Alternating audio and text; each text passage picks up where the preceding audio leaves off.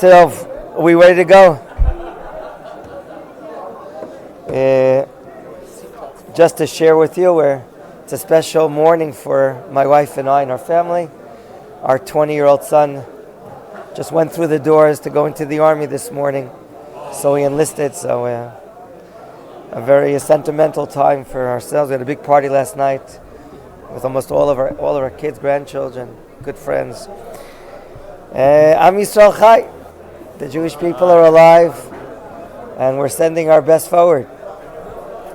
Bezrat Hashem.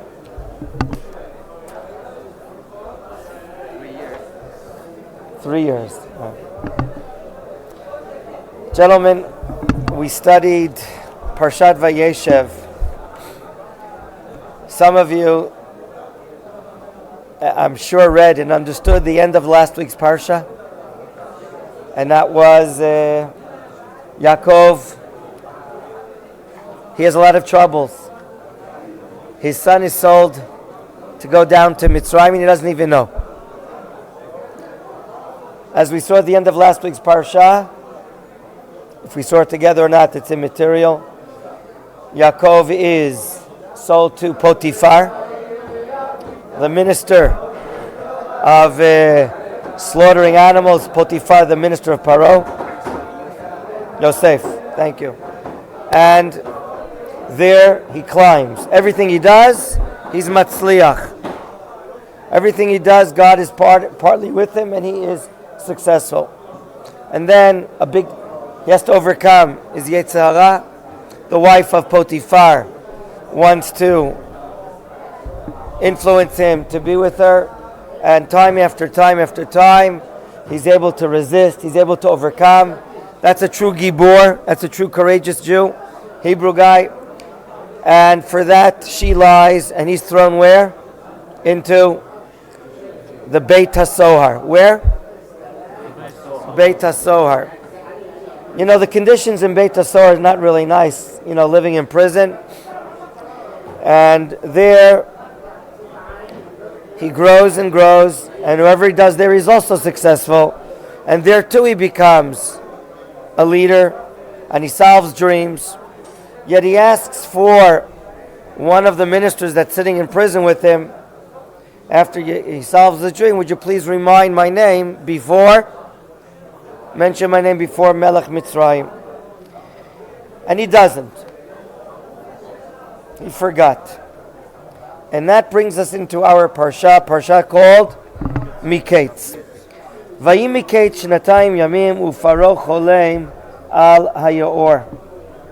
The actual word Miketz, which we know means from the end, is not just the word at the end, but as great commentators, one recent one, Rav Chanan Porat, Zecher Tzadik Levracha, he would say that the word Miketz is teaching us that right now, a particular period of time that was set by God, that particular period of time that's set by God has now ended.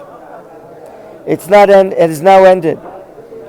Meaning, it's God showing Yosef, it's not your efforts that you're trying to do through fellow men, but rather what God decides, that will determine what will happen. It could mean you have to make efforts, but if you give too much attention to your efforts and not trust God enough on your level, Yosef, then that's not good enough. And apparently 2 years were designated by God for Yosef to learn, to infuse inside himself an educational lesson, this lesson that things are really in the hands of God. And we have to give a majority of our efforts in our trust to God.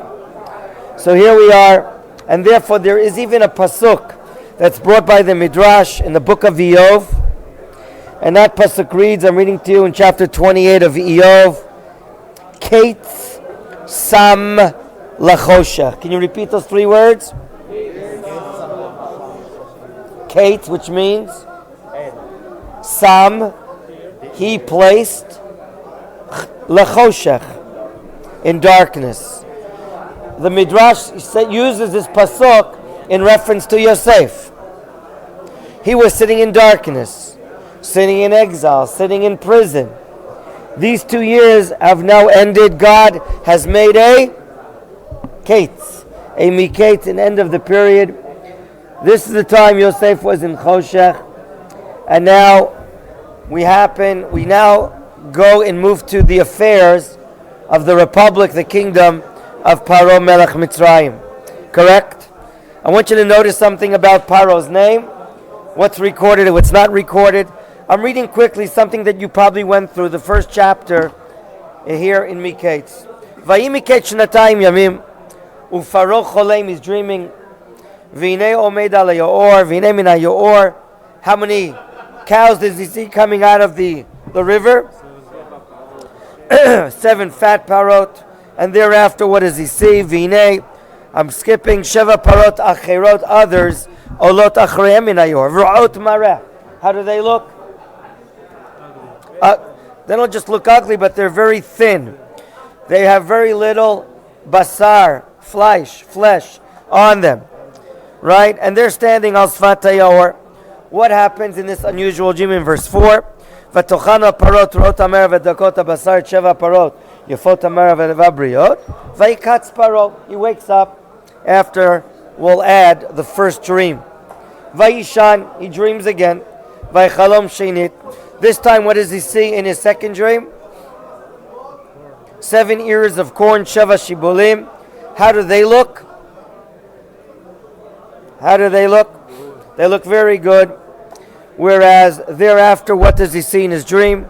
Sheva shibulim dakot. The word daka, please learn it.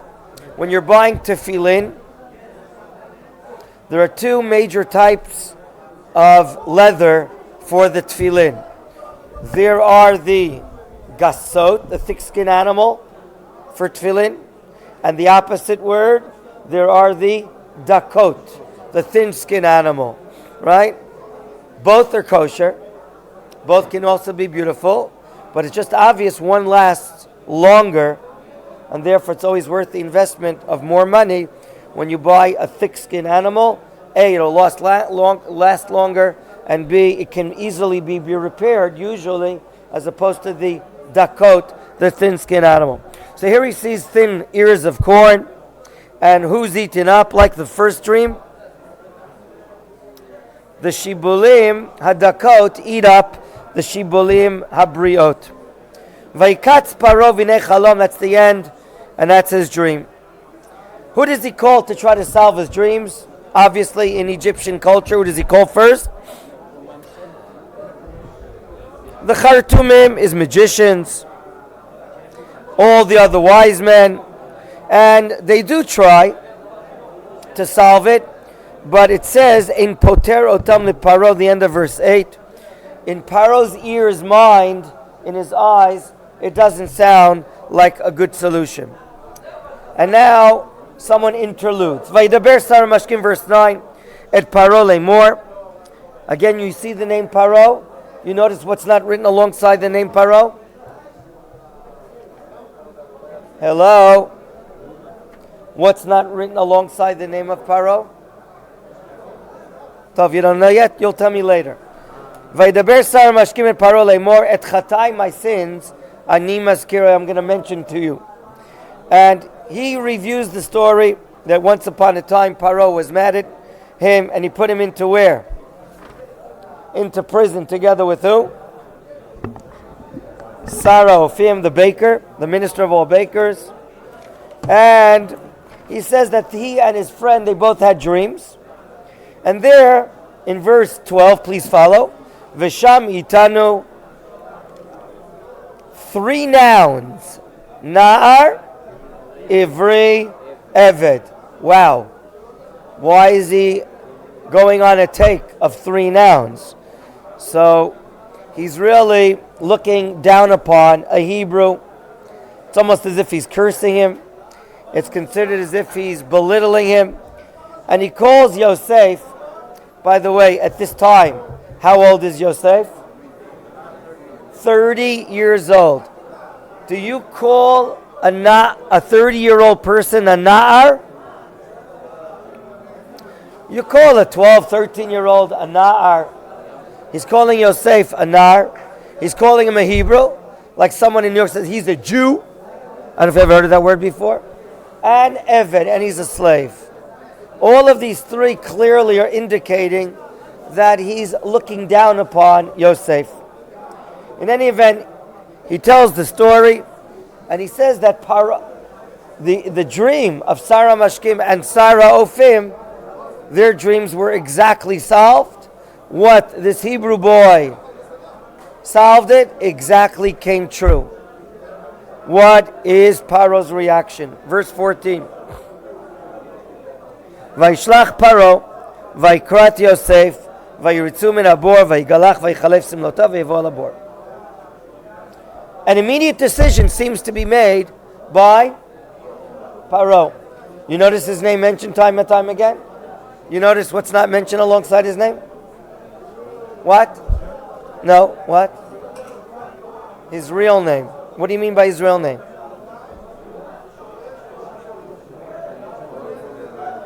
Paro is a title, like Caesar. Like the word king, notice, the name king doesn't appear.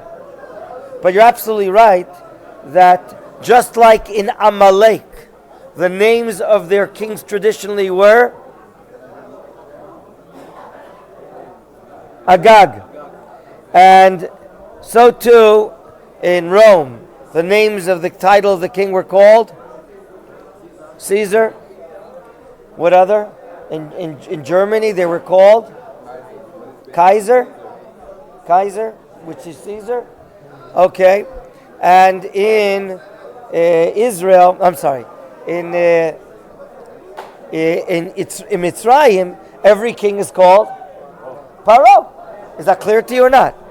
So that's clear to you.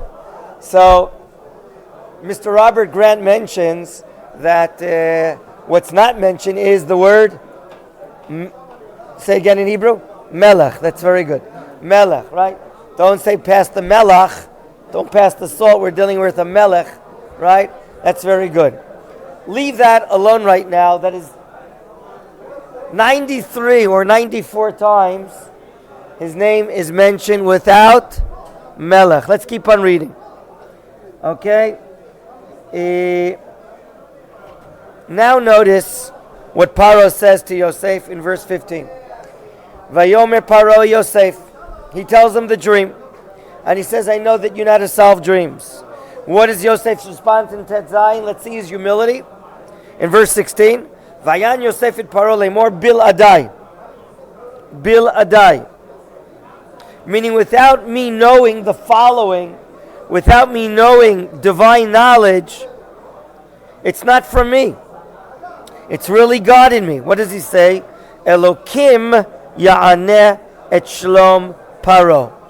I want you to think for a moment, to put this pasuk in perspective. Here we have perhaps the greatest empire in the world at that time, called Malchut Mitzrayim. Strong, wealthy, with their own culture. And here comes a Hebrew boy that was in prison for how many years? 12 years, very good. 12 years. He's been in Mitzrayim for 12 years sitting in a prison. He's now brought up, he's given a shave, he's wearing nice clothing, and he has no problem mentioning who before Paro. Remember what Egyptian culture is about. Idolatry. They don't believe in one superpower that rules over all of the world, that you can connect to it. There are many different gods in the world. What doesn't Yosef refrain from mentioning? Elokim. What does that show you? If he, standing in front of the biggest king in the world right now, has no problems, take out of prison, to mention Elokim, what does it tell you about Yosef's personality? That he what? It's a tzaddik. Not embarrassed. Love of God. What else? Yes. His faith is very strong. That's why the Torah maybe is mentioning it, amongst other things. You might think that, he's going to come before Paro. Excuse me, Mr. King. He doesn't talk that way. It's very clear. It's God. It's godliness in me. And then Paro tells him the story. Let's review it quickly. Go to the end. And now go to Yosef's response. The beginning of his speech. Pasuk. Which pasuk? Do you see the beginning of his speech? Huh? Where do we get to the beginning of his speech? Shmuel. Yosef's speech. His answer. Which pasuk? No. 25. Very good. Kafei 25. Let's read it. Vayomer Yosef el Paro. Chalom Paro echadhu. Machon, you had two dreams, but your two dreams are one. They're really one, meaning they're the same. Eit asher Elokim oseh higid leParo. He says again, what God has decided to do, He has revealed to Paro. Could that be? A major king in the world, God reveals ideas to a major king. Why not? Remember, all kings in the world are tools in the hand of God. It's like a puppet show. God is moving the strings. Certainly a major king like Paro. And then he explains, what's the idea of the 7 cows and the 7 healthy ears of corns? What is it coming to demonstrate? 7 years of agricultural abundance. Whereas the 7 thin cows and the 7 thin ears of corn eating up the big ones, those are 7 years of Hebrew Ra'av. Very good, Shimon. They're going to be Ra'av. They're going to be 7 years of famine. Now, again, all of these things, who is bringing this about onto Egyptian culture? Elokim. Look at verse 28. Hu hadavar. We're in chapter 41 of Bereshit. Hu hadavar. This is the matter. Asher dibarti el Paro. Asher Elohim oseh herat Paro. Again, another time. Yosef, with his great strong faith, says again and again, it's God doing these things. Now, notice the interpretation of the dream. Where will the 7 years of plenty take place? Pasuk 29, gentlemen. Where will the 7 years of plenty take place? Eretz Mitzrayim, and not where? And not where? They're going to be in Eretz Mitzrayim and nowhere else. The 7 years of plenty are going to be here, only in Eretz Mitzrayim and nowhere else. Right? You hear me? Now, verse 30. V'kamu sheva shnei ra'av acharehen. Does it say where the Rav will be? Does it say that the Rav will be the famine will be for 7 years? Only in Eretz Mitzrayim? No. It says in verse 30, there are going to be 7 years of Rav afterwards.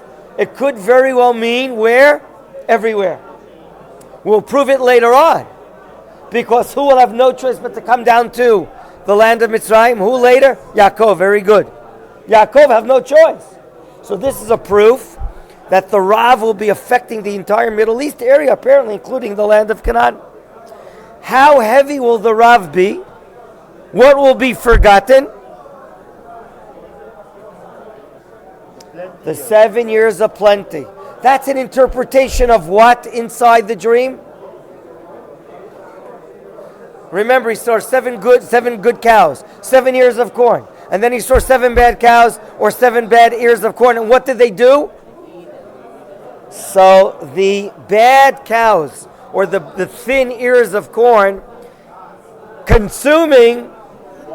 swallowing it, that's an indication, says Yosef, of how bad will the 7 years be? It'll be so bad that what you're going to forget? The good years. As if it never happened. Very good, Jern. Okay? Let's continue. Pasuk Lamed Bet 32. Va'al hishanot hachalom el paro pa'amayim. Which two words refer to the number 2 that I just read? Pa'amayim obviously means twice. Hishanot. What is the root of the word hishanot? Ma? Shnayim. Shnei. Do you see the word shnei inside? Number 2. Someone told me, I don't know who it was, but that Sean is obligated to study Torah. And then Sean asked him, well, where is it written in Torah that I have to learn Torah? And then Sean, of course, he's a good Talmud, he's a good student. He answers, it appears in the book of Devarim, that's right, chapter 6. And there it states, quote, V'shinantam levanecha. Repeat those 2 words. 2 meanings to the word V'shinantam. 2 meanings, and you shall to your children. 1 meaning is you shall teach. Lishanein, to teach. But another meaning of the word lishanein is to review, to repeat.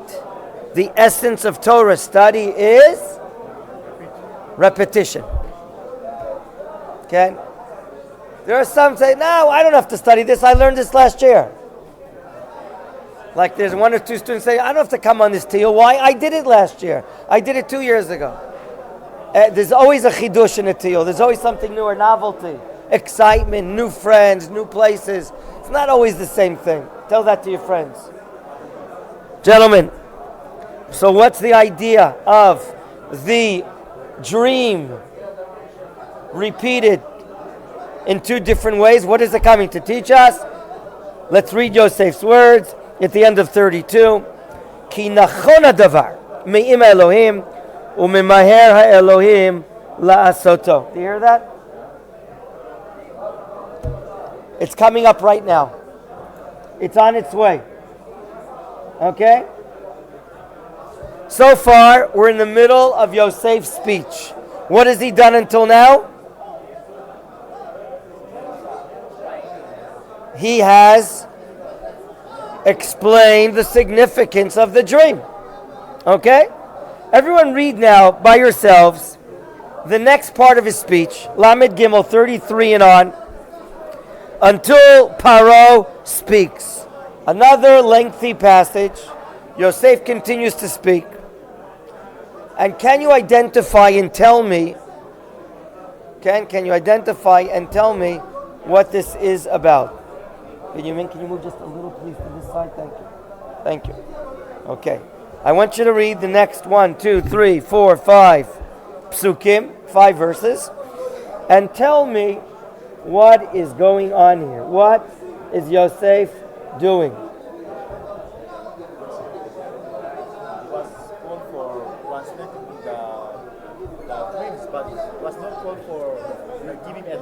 Wow. Did you hear? Or El hits it on the head. The Rishonim, a lot of medieval commentators like the Abarbanel and other commentators ask the following question. Yosef, for what was he summoned? To solve the dream. But what does he do here? He starts giving advice. Who asked you to give advice? You little 30-year-old punk coming in front of, the king of Egypt. So everyone is asking this question. If Yosef was summoned to solve the dream, he wasn't asked, to butt in, put his 2 cents in, and solve the matters that people are asking that question. Anyone have an answer?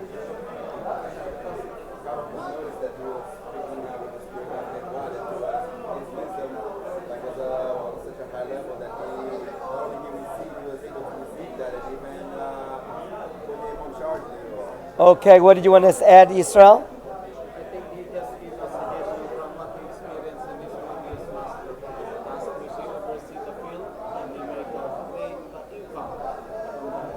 So are you saying the same thing, that he has great wisdom? But are there no times that you may have great wisdom, but you should shut up until the king asked you, do you have any advice for me? 1 second, you spoke. There's some naivety in the greatness of Joseph. He just follows what God tells him without acknowledging also with his brothers. He was Naivety. He was telling them the dreams. So he's not aware of the social consequences at such high level. Okay. What do you want to add?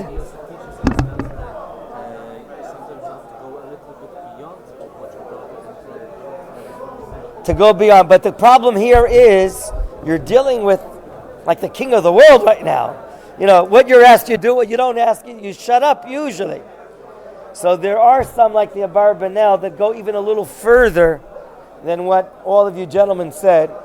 And that is that the insight that Yosef is explaining here is a level what we call of Ruach HaKodesh, divine inspiration.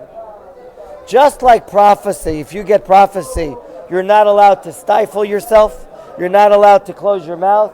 So too, regarding Ruach HaKodesh, divine inspiration, Yosef continues to flow with this idea because you're not allowed to conquer yourself and stifle yourself. Do you notice again the usage of God's name? It's Me'im Elokim, Mimaher Elokim. Gentlemen, this has to be an outstanding fact. In such an idolatry world of the Egyptian Empire, who's doing all these things? Yosef says it's God. Who's telling you all these things? I mean, even without Paro asking, it's God that's telling me this. Who is showing me these things? It's God. Who is quickening these things? It's God. In other words, don't examine this. Of course, that Yosef is crazy. No, he's very clear. Who does things? Who tells things? Who illustrates? And who's quickening things? I don't know how many times I didn't count it, but it's obvious that Yosef uses God's name time after time after time. It's really illustrating what's been stated here, that he's a man of a tower of strength, of faith in Hashem. Yes?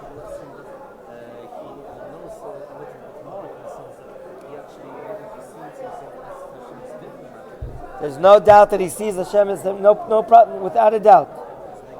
Without a doubt. Gentlemen, the advice that he gives. First of all, what does Paro have to do? Appoint someone that is Navon v'chacham, intelligent and wise. Not enough wisdom. You need Bina. I don't know if you're a Chabadnik.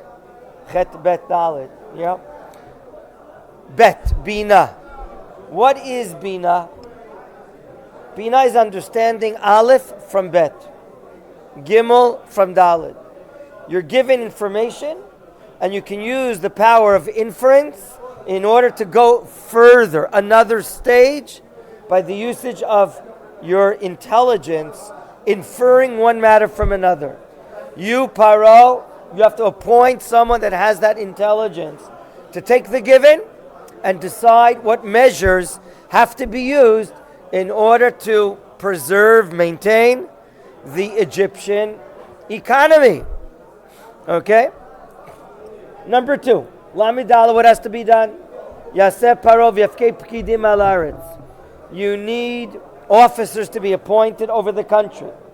And what has to be done? V'chimesh et Eretz Mitzrayim b'sheva shenei asava. V'chimesh. Tell me the root of the word chimesh. Chamesh. Gentlemen, we call that in modern day economics, historically, a taxation. How much will the income tax be here? 20%. It could very well be that until now, Ramban suggests, maybe others suggest, that the taxation was 10%, like in many countries, historically. A tithe, a tenth, was an often number that was used, 10% of your income. But now, double taxation. A double taxation has to be collected from all the crops grown in the private sector for all the years of the satiety and the great production. Where do they have to be collected to? Lamed Hey, 35. V'yikbitzu et kol ochel asher metavot abot ha'eleh v'yitzveru bar tachat yad paro ochel barim v'shamaru. Okay. What has to be done with all this wheat?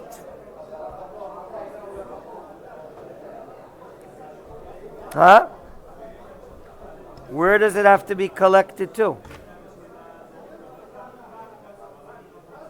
Here, obviously, we're talking about that the food, meaning whatever is additional. You can't take the food that you have to eat during the 7 years.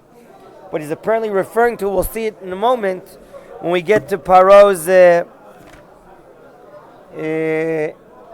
solution later on. We'll get to it today. Sure, we might go a little longer than usual. You'll forgive me. So, a collection of food, also in all the cities. Right? What are you going to do with that food in verse 36? Vaya'ochel lepikadon la'aretz. It has to be as a deposit, collateral, kept in storage. For when? L'sheva shnei arav asher tiyena be'eretz Mitzrayim. By doing so, the economy will not fall. Gentlemen, do you understand the wisdom here, intelligence of Yosef? Not only is he saying what's going to happen in the future, but he's telling you how do you preserve your present situation. And what is the reaction of Paro in Lamed Zayin 37? Vayitava davar beinei Paro uveinei kol avadav. Vayomer Paro avadav, and he says to his assistants, could be his cabinet. Question: Hanimtzach hazeh ish asher ruach Elokim bo? Do you understand what just happened right now? Paro uses Elokim, God's name. In other words, Paro is so impacted by the intelligence, the wisdom and intelligence and the plan and the advice of Yosef. This is not like a solving of a dream of one of his staff members, one of his people in his cabinet that would solve dreams, the people that are doing witchcraft. They don't know what's going on behind the scenes. They cannot explain all the details. Gentlemen, witchcraft, it could very well be God allows for magicians and witchcraft to happen in the world, and he gives them some success. Now, without making a statistical survey, the Rambam explains, the times that magicians and sorcerers are right is only a certain percentage of the time. But someone that has prophecy and is bringing an idea for God, it's 100% true. There's no such thing. It's not going to come into existence. And therefore, Paro sees the difference, the vastness, the details that Yosef knows. It's Ruach Elokim. You must have the Spirit of God. He knows that there may be a God there, but he thinks that God has no contact, no relationship with our world. God is maybe something absolute, something above heaven, doesn't transcend into the world that we're living in. Okay? Here, Yosef knows details. He has Ruach HaKodesh. It's clear to Paro that what Yosef is doing, Yosef is a kli, a vessel from God. And therefore, what decision does he make? Pasuk Lametet 39. Vayomer Paro Yosef, Acharei odia Elohim otcha et kol zot. Time number 2 uses God's name. Ein navon v'chacham kamocha. Gentlemen, it's clear, and it could be the first time, Nechama Leibovitz writes this in one of her articles, that Paro, during his career as king, he never lowered himself, he never submitted himself, he never subdued himself before another person in his administration. And right now, the sanctification of the Lord's name, God's name, the God of the Hebrews, he says, there's no one intelligent like you. Hear it all. Ein chacham v'kamocha. And therefore, what does he do immediately? Pasuk Mem, verse 40. Ata tiyeh al beiti. What is the word al? What does it mean here? Over everyone. Every cabinet member, you're going to be over them. V'alpicha, according to your words, yishak kol ami. The nation shall be nourished because of you, due to you. Only one thing will be above you. Raka kisei egdal mimecha. Something magnificent has now happened. Paro has appointed him to be the second in command of the most wealthy, strongest empire in the world during this time. We'll read more about it. You have a question? Is this for you? No. That's for me. Thank you. Accept that the previous of Yosef in God's name is true. He accepts it. So can we say that Pharaoh is a believer of one God? Paro is so impacted that there's a connection between God and this world, but he's not leaving his ways of idolatry.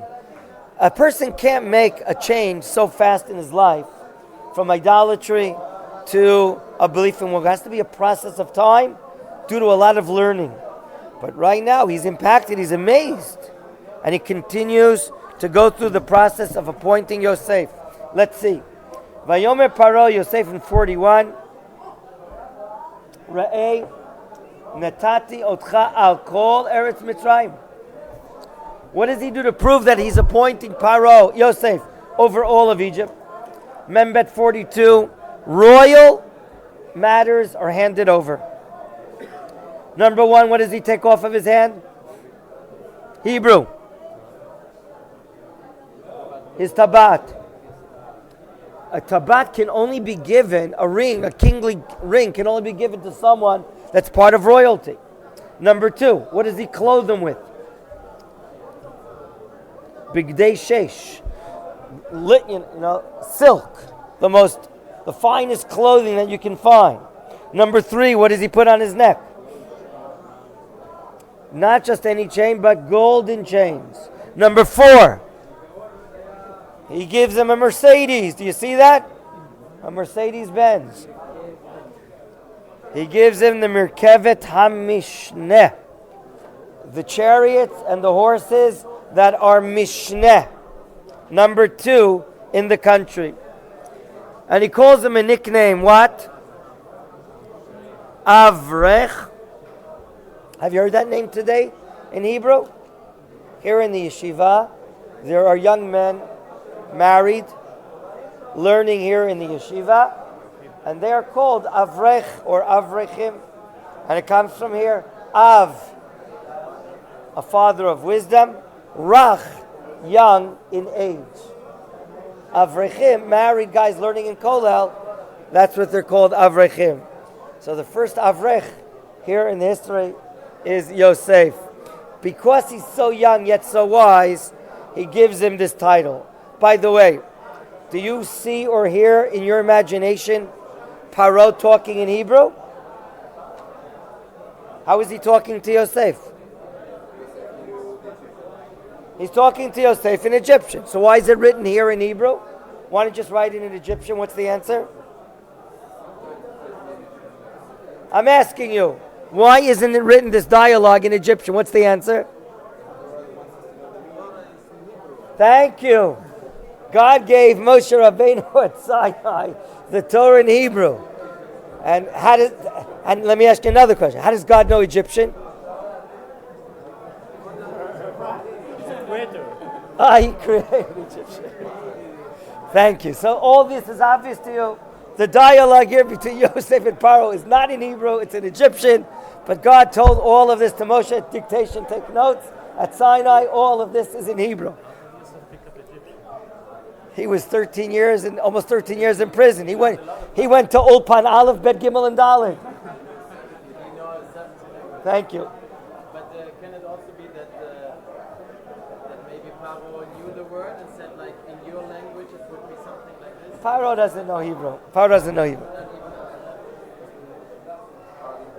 Gentlemen, the next point. The next point. Who does Paro hand over to Yosef as a wife that he can have children from him?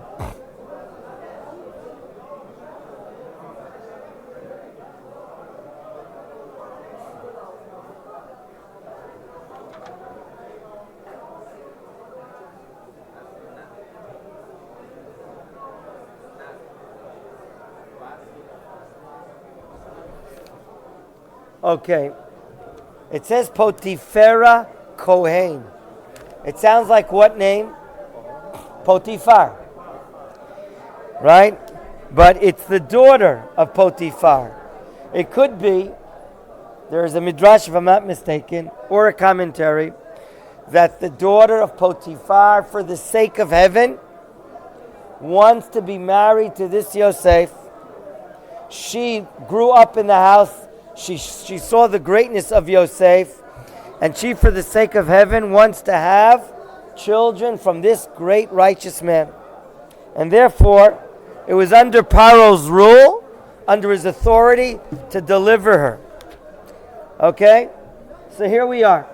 Dan, dan, we're ready now for Pasuk 46. Everyone read it. And please note something unusual. And please raise this unusual matter. Everyone read it. 46. Memva. V'Yosef ben 30 shana bi'amdo lifnei Paro melech Mitzrayim v'yitzei Yosef milifnei Paro v'yavor b'chol eretz Mitzrayim.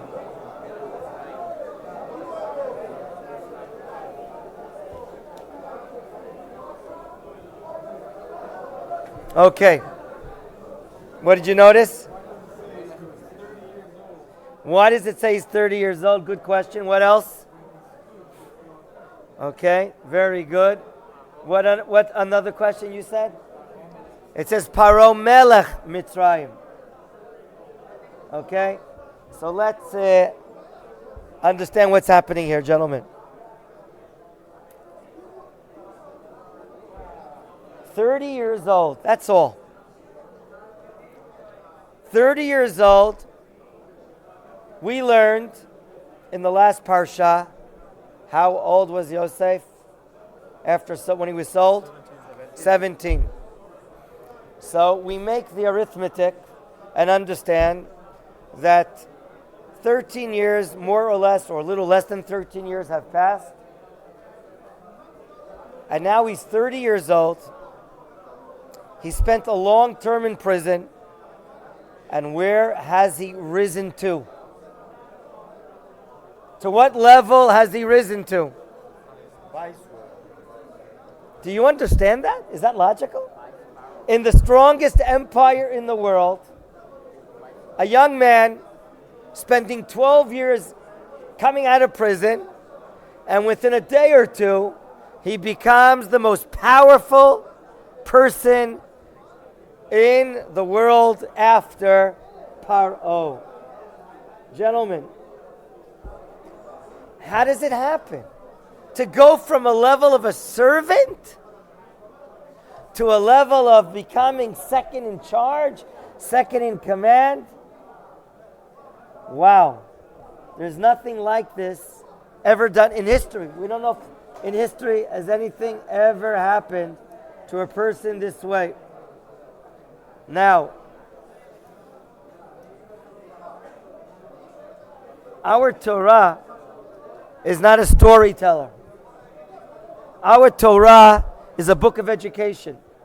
As my father Rabbi Horowitz writes in one of his articles, the Torah is here to educate, to counsel, instruct us what we have to do in the future. In the shadow or the image of our great leaders, our ancestors, the 12 tribes, Yosef, Only specific facts are told to us, whereas many other facts are not even shared with us. And we have to understand the few things that are mentioned here, what's the impact of it? Avram Avinu, for instance, lived 175 years. My father writes only 52 days of his life.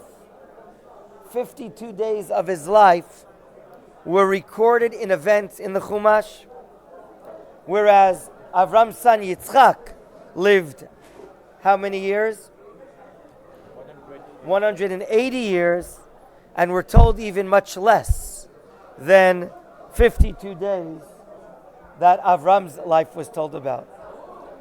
This tremendous event, the rising of an Eved, of a servant, to become second in charge, we can't measure it. It can only be the hand of godliness here in this world. And to bolster, strengthen this point, some of you mentioned Paro Melech Mitzrayim. My father-in-law says, I currently counted it, 94 times. Paro's name, or the name Paro, is mentioned in Chumash Bereshit. 94 times. This is the only time that Melech is escorting the name. And why? Why is it mentioned? So there are some that explain, gentlemen. Let's right now interview all of you, okay?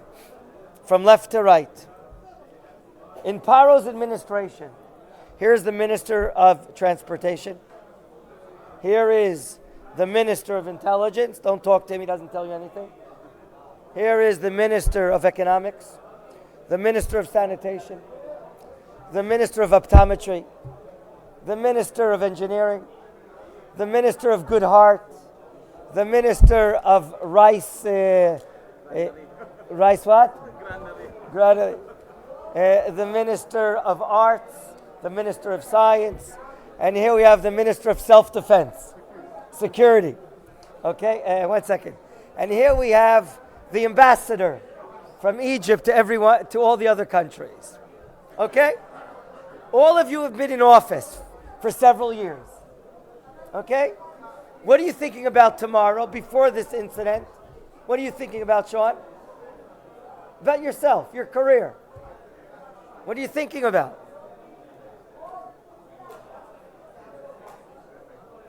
What are you thinking about, Robert? I want how to do it better. What else? Michael?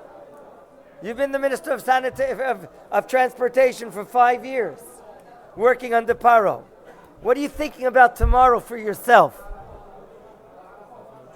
A what? No, without this incident. What are you thinking about? You want a promotion. What do you want? You want a promotion. Who doesn't want a promotion? You want a higher job. You want more honor, more money, right? Less to work. Now, I'm asking all of you.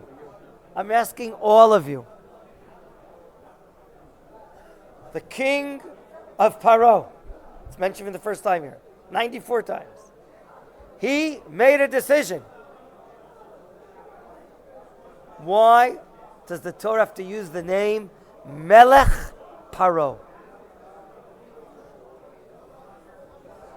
To show his power.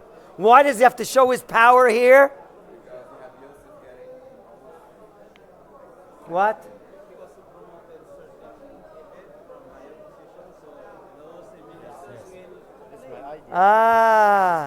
There's usually a decision-making policy in Paro's administration. He has a cabinet probably. He has advisors. He takes advice with them. Does he take advice here? No. He doesn't take advice. In other words, Paro goes up against his own Egyptian law.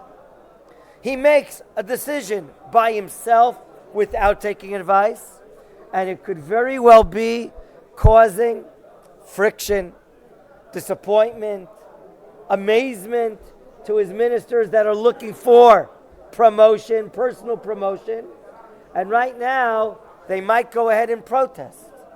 But here comes, let's read the pasuk again. Vayeshev ben shloshim shana. Yosef is 30 years old. Bi'amdo, when he's standing, lifnei paro who? Melech Mitzrayim. There is no demonstration. There's no demonstration now. Because Paro is using the top power he has. And you understand why the people are complaining. This guy's a Jew. He's a Hebrew. He was a slave.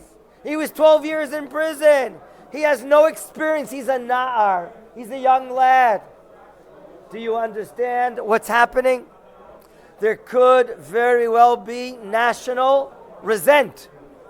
They resent the fact that Yosef was appointed. Who had a question? Yes. Perhaps like a little bit of a parallel between Paro and Yaakov, for example. Also gave him a silk. He was happy with his dream, and the brothers disappointed him. Yaakov, what dream are you talking about Yaakov?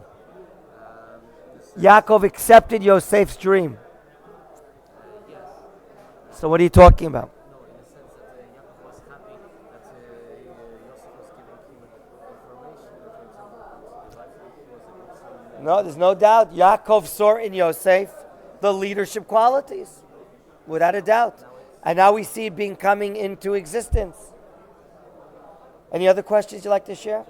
Please. Pharaoh is now not just that he reminds himself, I am the king of Egypt and I can decide. He's also affected by the security. Yosef shows in his way, so he feels like with this man on my side, God is on my side. I don't care about all the other ministers anymore. And anyways, I'm the king of Egypt. That's right. That's right. Yes? When the Pharaoh rise up, the authority rise up, the fear goes down. Yes. He's a decision maker. He's very clear. He's going to put down anyone that wants to make any comments. Let's see the action. If with your permission, I'd like to continue a little on the account of something else. Is that okay? Okay. Thank you. Pasuk Mem Zayin, verse 47. Let me ask you something. Can you explain to me, before 47, why in the world is Yosef traveling all across the country? I repeat my question. It says, Vayetze Yosef milifnei Paro. He goes out and he travels Vayavor bechol Eretz Mitzrayim. Why is Paro doing this? Why is Yosef traveling all across the country? To show that he's now the second after. He wants to expose himself to the people. A new status could be. What do you want to say? It's kind of showing that you are conquering the land, just like how he's traveling to the land of he's the one who's supposed to have this land. Like that. He's showing, I saw that answer also amongst the commentaries, he's showing that he is suitable for the job. He's going all over the place. What do you want to say? Raise up, have more power, and then he wants to be sure Oh. that the plantation Oh, beautiful. Beautiful. That's what great commentators say, Binyamin. They say, tell me, did he have a closed circuit television inside his prison? Does he know what the country looks like? Does he know where there's agricultural areas? Does he know where there's city areas, agricultural areas, rural areas? He has to now learn what's in the country, where there's good production, where there's less production. So right now, where there are agricultural areas, where they're not. So right now, he has to go recognize what's around in the country, in the cities, agricultural areas, and then get to work and draw up a plan. Very nice answer. Let's go on. Verse 47, Vatas haaretz b'sheva shnei asava Likmatzim. Likmatzim. So we have to understand this word likmatzim. Kometz. Kometz is this. I'm going to do it again. Kometz, likmotz. It's stated regarding meal offerings. That you open up the pinky and the flour comes down. What does it mean? How does this explain that there's a big abundance of wheat growing? Answer.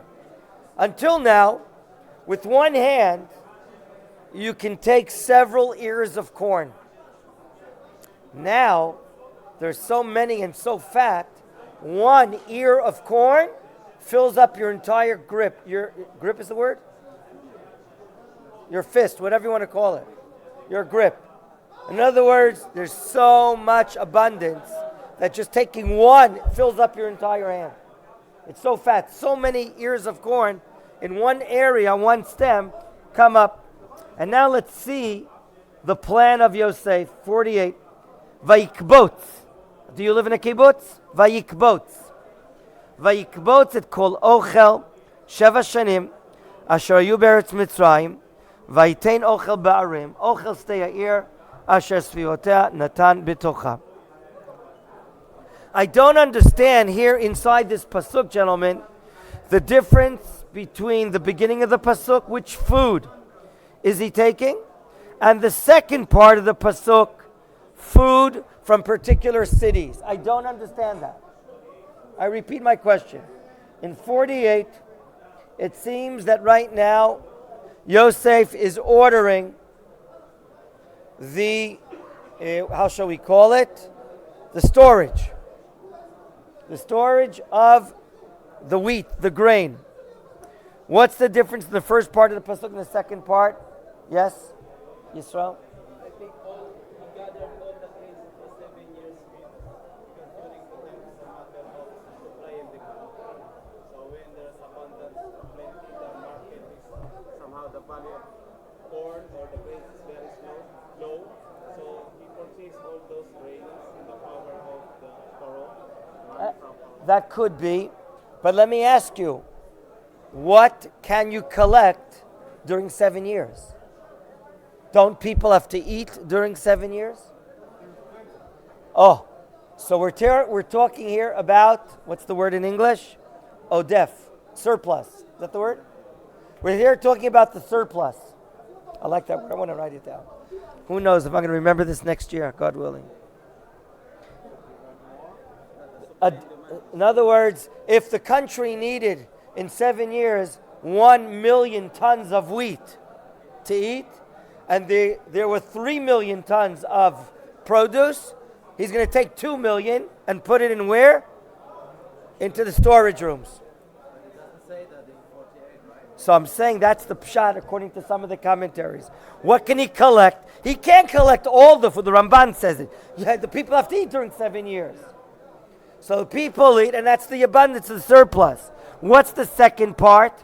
And by the way, where does he put it in? He builds certain areas where they are cities of storage. So you need transportation to bring to those cities of storage. Whereas the second part of the pasuk, what is food of the field of the city? The Netziv of Volozhin explains that here we're talking about different types of food, that if you're going to be transporting it from place to place, it will spoil. So the second part of the pasuk is talking about local foods that can be stored, but they cannot be transported to the major cities of storage. Because if so, they would rot. They would go bad. Okay?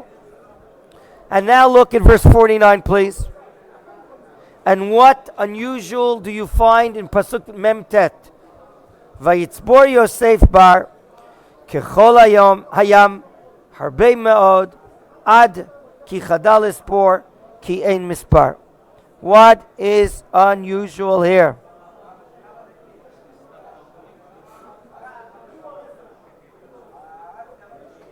What is unusual inside the Pasuk? What is unusual inside the Pasuk 49? The new technique that he used, how to store. But what? Look at the words of the Pasuk and tell me what is quite unusual.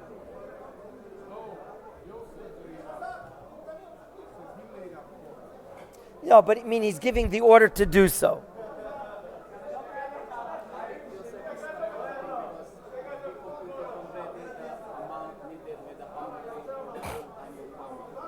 It doesn't say that. It says ki ein mispar. There's not enough. Gentlemen, what's very unusual here, and you all know the style of the Torah, all of you. You're learning so beautifully this year. You know that the style of the Torah is concisement. It's so concise, so short. Here, what do you see indifferent to that? 3 different expressions to express the gigantic quantity. Number 1, Kechol Hayam. It's so great in number, just like the sand of the sea. Number 2, Harbe Me'od. Number 3, Ki Ein Mispar. Do you notice this? It's very clear here. The way that the Torah is describing in 3 different ways, 3 different expressions, is talking about an enormous amount of surplus. Enormous. It's obvious that God's hands are working here. And here it is, everything under the supervision of Yosef. And by the way, some of the commentators explain that Yosef's, he promised, okay, your tax, 20%, but he promised the people, there's not going to be corruption. Just because he knows me, he's not going to wait online. Just because he loves me, I'm going to give him more. Yosef promised everyone a fair chance later on to purchase food. Do you follow what I'm saying? Okay. So I think we're going to have to stop here.